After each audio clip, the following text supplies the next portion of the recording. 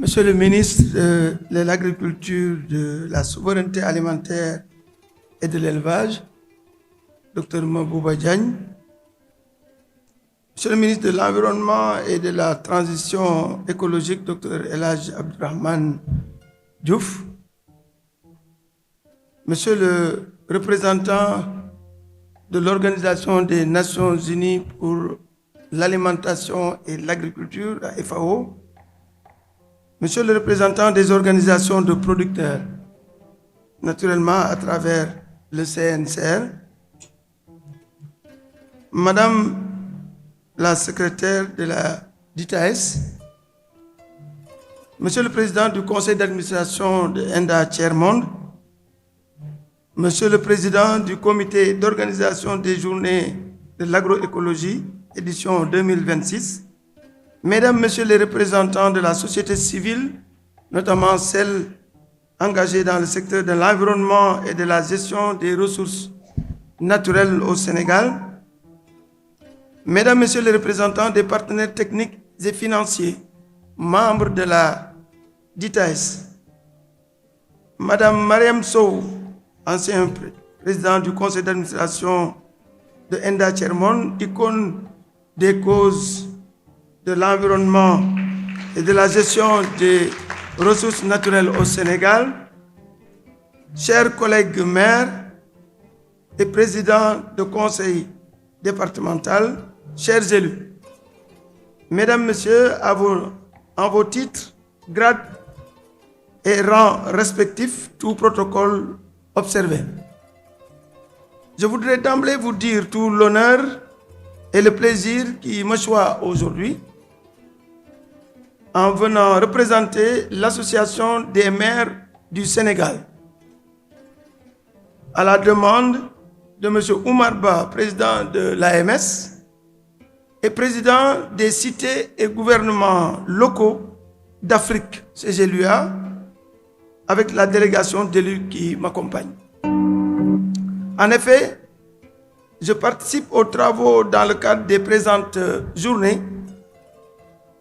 en tant qu'à la fois élu territorial, vice-président et porte-parole dédié du réseau des villes et communes écologistes vertes du Sénégal. Donc militant des causes liées à la protection de l'environnement et à la gestion durable des ressources naturelles. Je ne peux manquer de saluer, au nom des élus territoriaux, le choix du thème général de la 5e édition des journées de l'agroécologie au Sénégal, qui porte sur de la vision à l'action.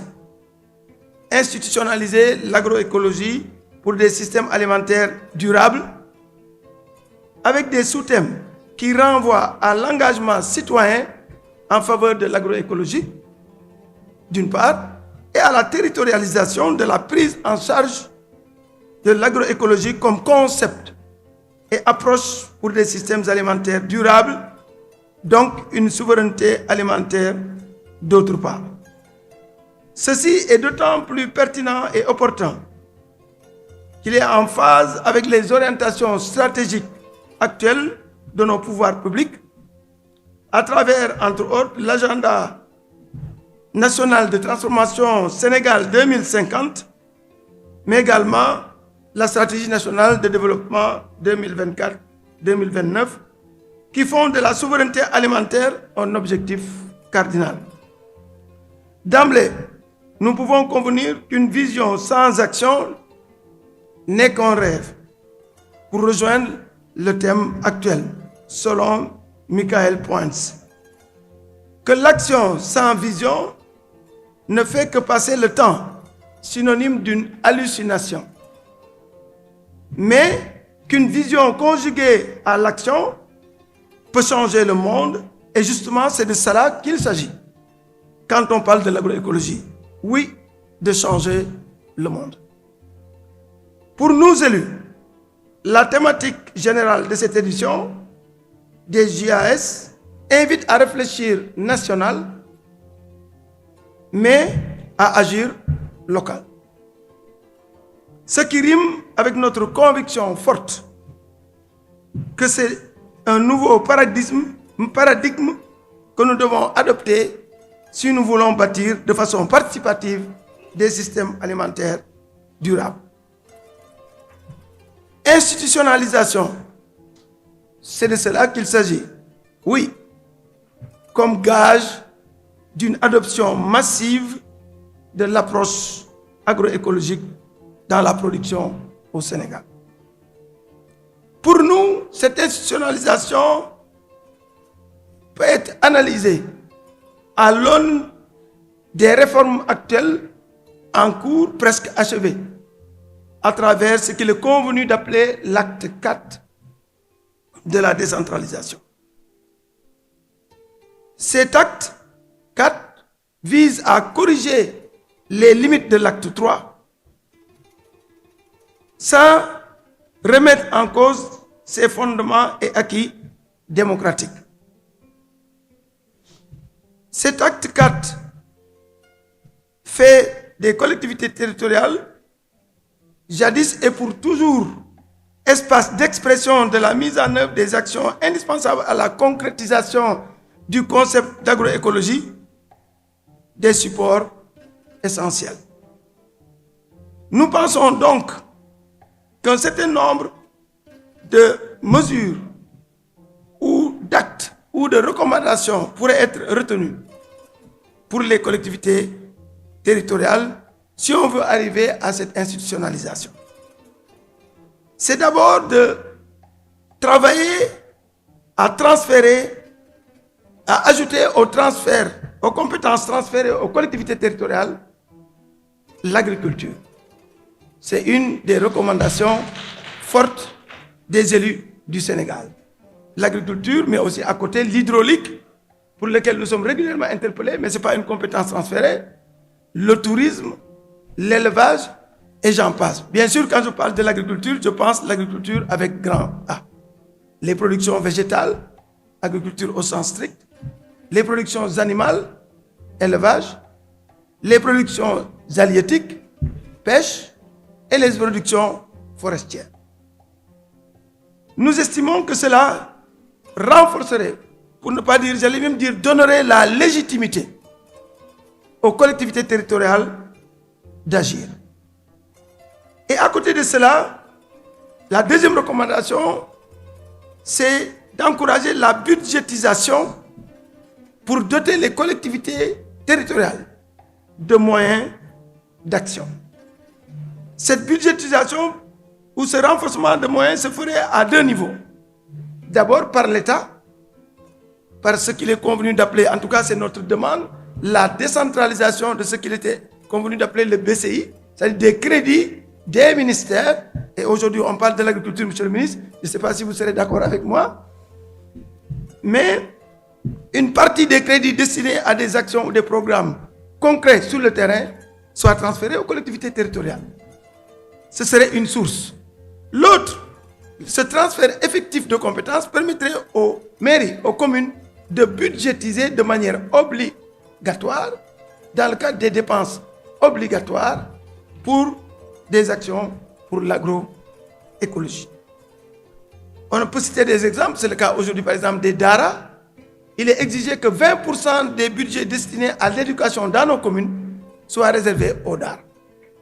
Et ça, il n'y a pas moyen de faire autrement, c'est devenu une obligation. Je pense qu'on peut en faire autant. Pour la sécurité, pour l'accompagner des services comme les sapeurs-pompiers, il est exigé également que les collectivités mettent à disposition inscrivent des budgets. L'autre recommandation, c'est renforcer davantage les capacités des élus et de leurs administrés sur l'approche agroécologique. Donc en termes de formation, d'information et de sensibilisation à travers par exemple les organisations communautaires de base pour une plus grande adoption et une plus grande appropriation de l'approche agroécologique. Il est vrai que les DTAL actuels, les dynamiques pour la transition agroécologique locale, jouent ce rôle, mais elles-mêmes ont besoin d'être renforcées. Une quatrième recommandation, messieurs les ministres, c'est de tenir en compte l'agroécologie dans la mise en œuvre des pôles territoires. Les pôles territoires, dont le pôle pilote et le pôle centre, région de Kaolack, Kaffrine et Fatick, qui correspondent comme par hasard au bassin agricole sénégalais. La mise en œuvre de ce pôle territoire, ne serait-ce qu'à l'état pilote, si cet aspect agroécologique était bien intégré et pris en charge par l'organe institutionnel qui va être mis en place, ça aiderait à développer ce qu'il est convenu d'appeler dans ces pôles territoires des programmes structurants qui couvrent plusieurs collectivités territoriales. Un dernier point, monsieur le ministre, messieurs les ministres, c'est de renforcer la responsabilisation des élus dans la mise en œuvre des initiatives et mesures prises par le ministère de l'Agriculture, mais aussi de l'Environnement, en faveur des collectivités, des populations locales. Ceci à travers les projets et programmes que vous conduisez. Donc voilà quelques recommandations, quelques orientations majeures pour les élus, pour aider à concrétiser cette institutionnalisation que nous appelons de tous nos voeux. Fort de tout ce qui précède, messieurs les ministres, l'AMS réaffirme sa posture républicaine et renouvelle avec force son engagement aux côtés de l'État et des acteurs membres ou non de la DITAES pour des systèmes de production plus durables, gage d'une souveraineté alimentaire et nutritionnelle. Je vous remercie de votre aimable attention. Merci, M. Diouf.